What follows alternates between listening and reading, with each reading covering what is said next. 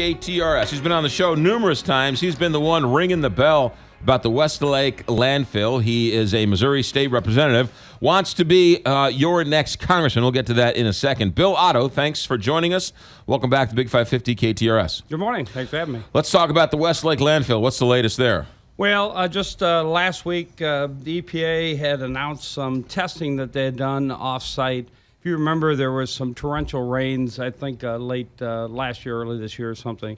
And I actually physically went out because we live close to there, and I saw this water running off of the top of the area that's fenced in and has radioactive material. Right. And it's just pouring off of here into the ditches. I took some pictures. We sent them to the EPA, and I said, you need to be testing out here. Now, the material's been there for 40 years. Right. So you assume if it's going to wash away, a lot of it will wash away. Well, sure enough, there's still remnants of radioactive material in the ditches next to the road where I was standing there practically in traffic trying to take pictures. So the burning landfill that's filled with nuclear waste from the Manhattan Project has runoff, and the runoff is going into the rivers and creeks and ditches right next to the road. And we have no idea what the extent of the runoff is, but you figure it's been there for 40 years? Right. So if you're still finding portions of it now, what ran off of there 38 years ago? How bad was how bad were the tests coming back? Was it little? Was it a lot? It's relatively small. Right. And it relatively is, and that's okay. Is it in the safe zone or is it in the Aaron Brockovich zone? No, it's within. I don't even know what you'd call reasonable, but it is exactly what we've thought, and that is it's not contained on the site. Right. And what the other interesting aspect of it is the EPA says yes, they found some on the perimeters of the landfill. Mm-hmm. In other words, on site. They didn't find anything off site. Mm-hmm. You know why? If you ask them, they say they don't test off-site. Of course. Okay, so what does this mean going forward? People who live there are up in arms. People who don't live there are thinking to themselves, well, now what? How can nothing still be done after this story now? Well, and I think we are moving forward. There's legislation in D.C. that's going to address this. There's some things. I hope that we continue to move forward. Don Chapman and the group out there have done a marvelous job at keeping this in the limelight, keeping it in the public's eye.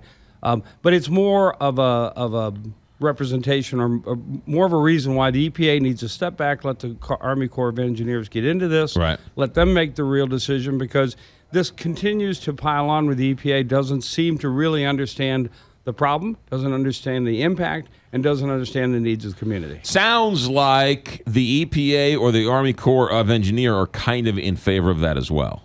Is that safe to say? I can't tell you.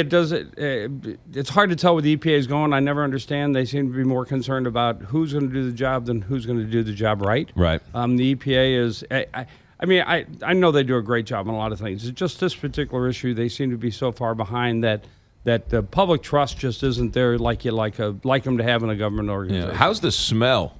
It has improved. There are times when it continues to go out or continues to emit odors.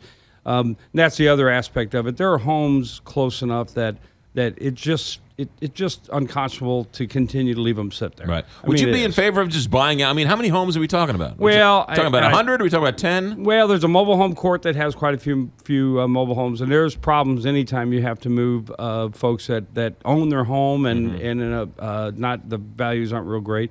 But there's a community at Top Spanish Village, I think 78 or 80 homes or something like that. I can't imagine. It's not a terrible expense. I can't imagine wouldn't it be cheaper to relocate these people than to whatever the other options are with this nuclear waste dump that's on fire? Well, I don't know what the overall cost is. Part of this is that the EPA hasn't decided, or it seems to be up in the air what they're going to do. I think right. we need removal. I think there's a combination of directions you can go with the material. Right. The community needs to be made safe, so that it's not. And the homes, there's just not that many homes there. They deserve an opportunity to have a real life like the rest of us. Bill Otto, how's the campaign going?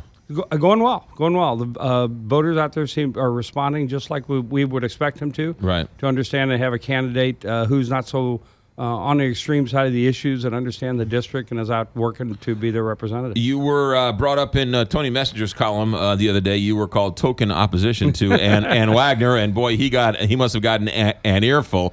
Because if there's any year where a quote-unquote outsider or somebody who doesn't have the political backing of the establishment, if this is any time something like that can happen, this is the year. Absolutely, yeah, and yeah, he in a article about it, just talking about overall races, he made that statement. I think a lot of fans or a lot of supporters emailed him, right? And he of course he made his article in there, and you're absolutely right.